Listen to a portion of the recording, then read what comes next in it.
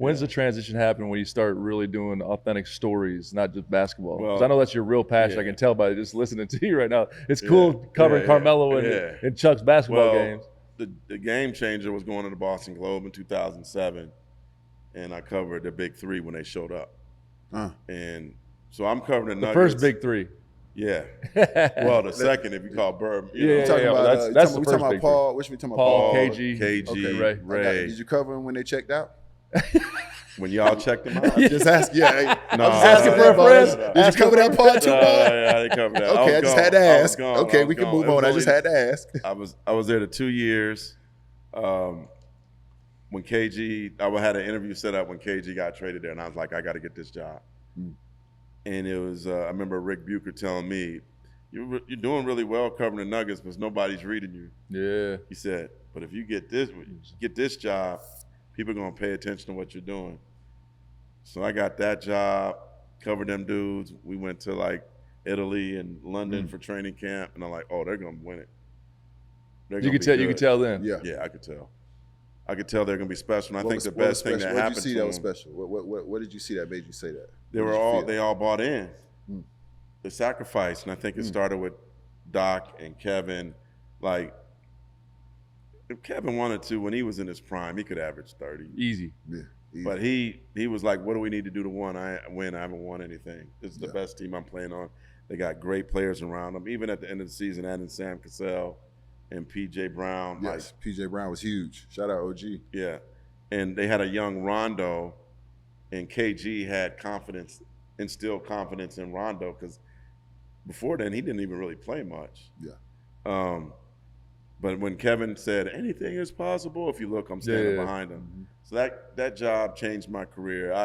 I'll die on the hill that if Kevin Garnett doesn't blow out his knee that next year, that they would have had a dynasty there. They were really good. They were. But in 2009, I ended up getting my first NBA job with Yahoo Sports.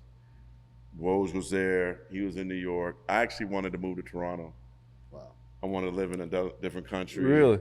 I'm just a different cat like that. I knew me and Masai were good friends. I'm like, I want to cover the NBA from Canada. And they wouldn't let me do it. So they said I had to move out west, and I moved back home to the Bay. And the Warriors had a rookie named Steph Curry. Your time is pretty damn good, Coach. Man.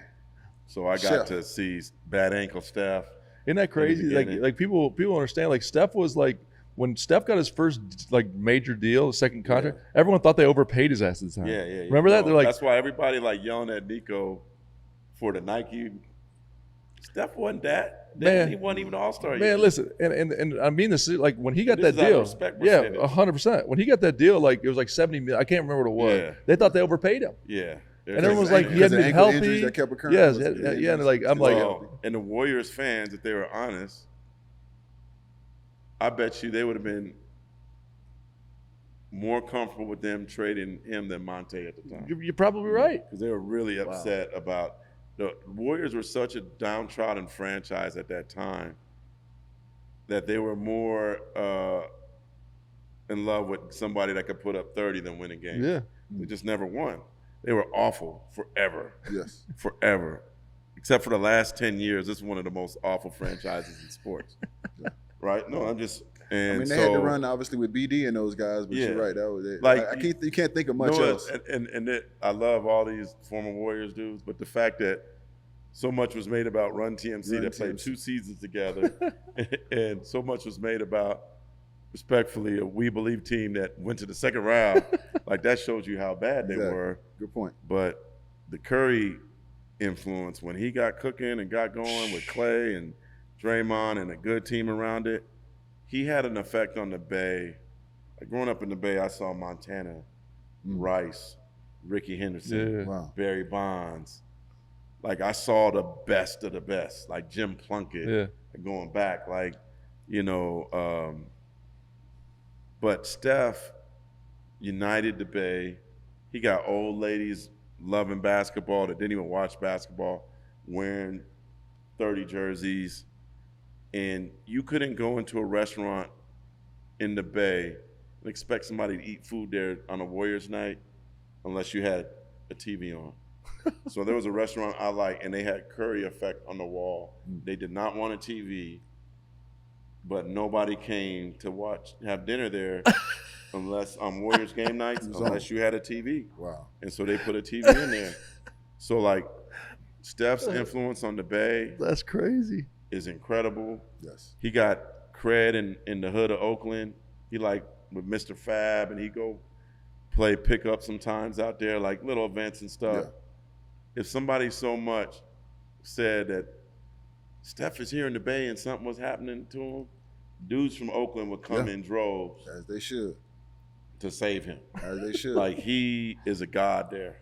As they should. And the day he retires in the Bay, you're going to see a lot of people crying. As they should. And you guys know him. He's even a better person than he is. He's unbelievable. As a player. He deserves everything he gets. Yeah. His family's unbelievable. He's a great person. So even though I was covering the NBA, I got to be around that rise. And then in 2016, I went to ESPN, undefeated at the time. They said, hey, we got a job covering the NBA, and we just want you to write long-form stories on black athletes. Sign me up. Sign me up. Yeah. In the lane you were in. Yeah. And you know, how you stood on the things that you stood on, and how you felt the way you felt, and how you were honest about how you felt.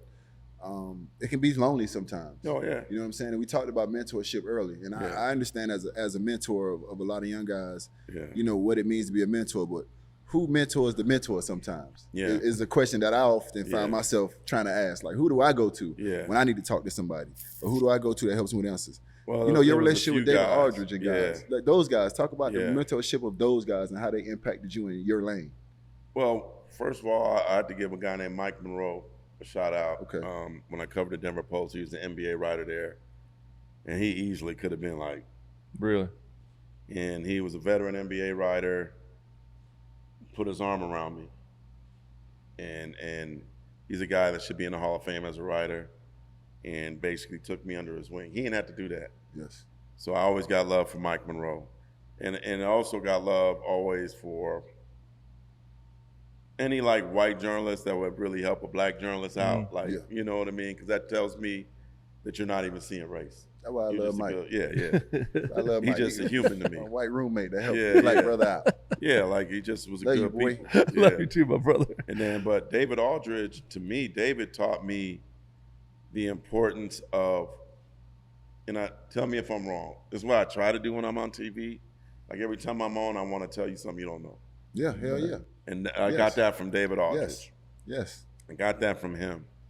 And then there was a guy, I'm dating myself, see if you guys remember him, Roscoe Nance from USA Today. I don't know that name. So when I started covering the NBA or the Nuggets, and I would see Roscoe, like whoever you guys like idolize as an NBA player when you got to be around him, like I would sit next to him in press conferences and listen to how he asked questions, and it was just like if Roscoe was there, God rest his soul, I'm right there. I'm right there. Dope.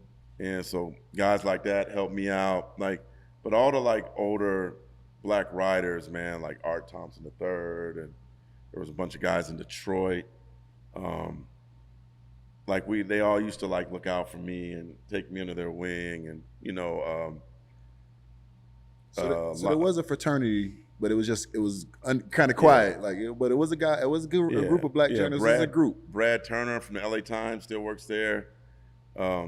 He's the one that convinced me to like start. I got offered a job to stay in Louisville, Kentucky, to continue to cover college basketball, and then I got the Nuggets offer, and he's like, "Man, stop tripping, come cover the NBA." So like, you know, shout out to Brad Turner.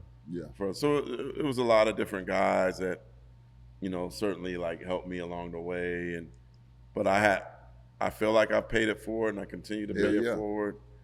Kelly Iko covers the Rockets for The Athletic. He came up to me in front of, you know, my wife yesterday and was like, "My OG, this is my OG."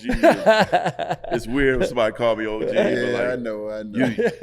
You did, like, I don't even remember like telling him like, "Hey man, you ain't gotta wear a suit, but you gotta like pick it up a little bit. Yeah. You know, people are watching you. We gotta be a little bit different with how we carry ourselves."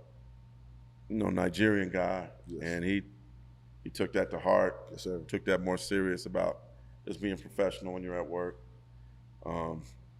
I'm just saying stuff. I don't know if they listen or not. Some people ain't always going to listen. No, when you speak, your job is to say it, though. Yeah, most people when you speak, we listen. Yeah. From this side of things, at least. Yeah. You know what I'm saying? Well, I mean, the younger generation could be a little different now, so I kind of... They get on my goddamn nerves. Yeah, man. Let's not talk about them. No, I'm going to be me. Man. Be you. Man, goddamn. I'm more judicious about what I say stuff drive me now. crazy, man. I don't know. But if they, like... I'm going to be honest. Yeah, that's right. But... yeah, because you never know who's watching. Summertime is here, and it is my favorite time of the year. Ladies, come on with them sundresses and them bikinis and them cheeks out. Fellas, get them beach bars and them six-packs ready with them hoochie daddy shorts. But that is only one part of it. That is the daytime. Trust me, nighttime is just important. Two things can be true. She can enjoy herself, but not enjoy you. Make sure you handle your business. Rose Sparks gonna take care of that. Finish the game. Rose Sparks is a 2-in-1 treatment for you guys that need more control erections and the fellas that need a secret weapon. Don't be afraid to tap in and be your best version now. After Rose Sparks dissolve under your tongue, you got 15 minutes to showtime, my boy. Handle that. You could go back to back, round after round, and still be ready. Sound like a championship boxer to me. Go ahead and knock that thing out. Trust me when I tell you, if you're good at what you do, you ain't gotta brag. She'll do it for you, my boy. Rose Spas will connect you 100% online, so you don't have to be in weird rooms with weird people you don't know telling them you can't get an erection long enough and stay hard enough to goddamn please your woman. If approved, treatment shows up directly to your door, playboy, and you can handle your business immediately. If prescribed, sexual health patients will get $15 off their first order of Sparks on a recurring plan.